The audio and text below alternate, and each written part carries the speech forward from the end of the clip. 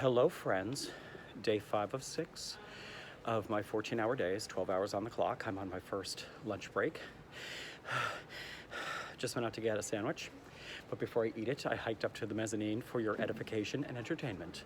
I am up here at where the swings are swing actors. This is their tech table. Down below me is Techland and the stage. Most departments are on lunch, so people are just kind of spaced out eating or doing their work or dithering. So today I thought we would talk about the deck itself, the stage. We call it the deck.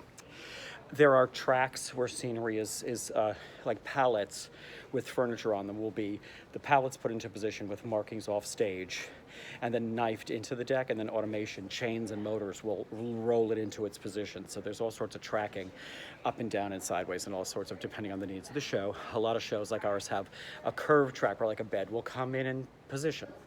So you have tracks. You also have spike marks, either different colors of tape, little ones where like drop the chair there, the table lands there, for movable pieces that aren't on pallets. The other thing that we have that I want to really discuss is you might be able to see right there at the lip of the stage right now, there are temporary pieces of paper tacked along the edge here.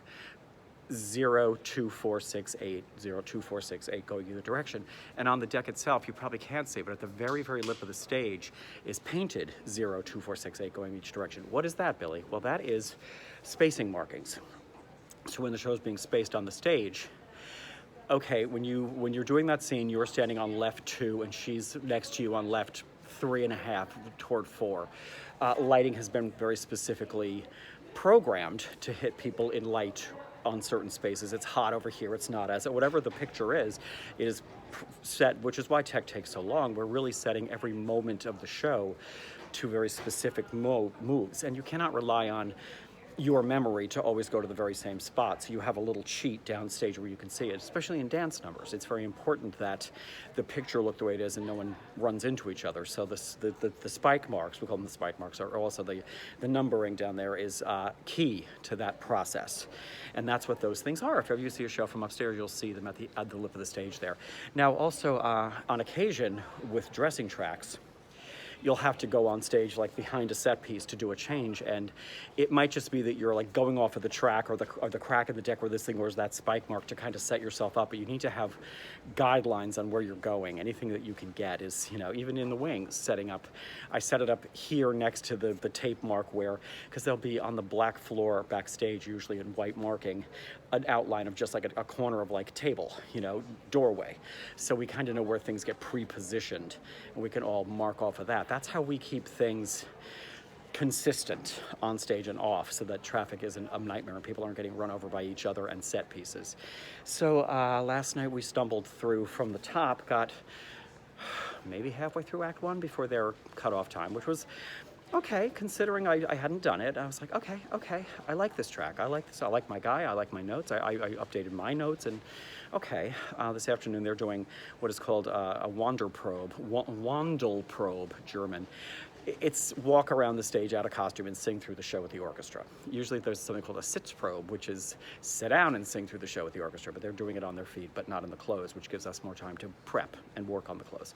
So anyway, up here at the swing table, like I said, the swing actors, we have 2 female identifying swings, 2 male identifying swings to cover our female and male identifying ensemble in the show and cover principal roles and do that stuff. So their job right now is to sit up here and watch every day, watch where everyone on stage is so they can keep their notebooks, because at any time they could be called. So say I think we have 6 women in the ensemble.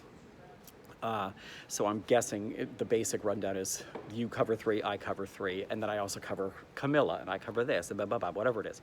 So they're also using those number marks to say, okay, they've just adjusted the picture. She's on left 4, the other one's on upstage of 6, so that they can keep track in their books, because if they have to go on at any given moment, they've got to know where to be in the patterns. So they're tracking and retracking and retracking. They got eyes on everybody up here, so they've got quite a job ahead. And they're also the place you go if you need some snacks during the day. So anyways, there's a today story. I'm tired. I'm loving this, but I'm getting home. I'm lucky, I live close. I'm home by 10:15, but I'm not getting to bed till 12:15 if I can make myself. You got everything done, you dealt with the cats, go to bed. But today everything feels too close and too loud. The orchestra was in this morning going through things. They have to, but it was repeating the same bars, the same bars, the same bars, the same bars. I was like, I'm gonna lose my mind.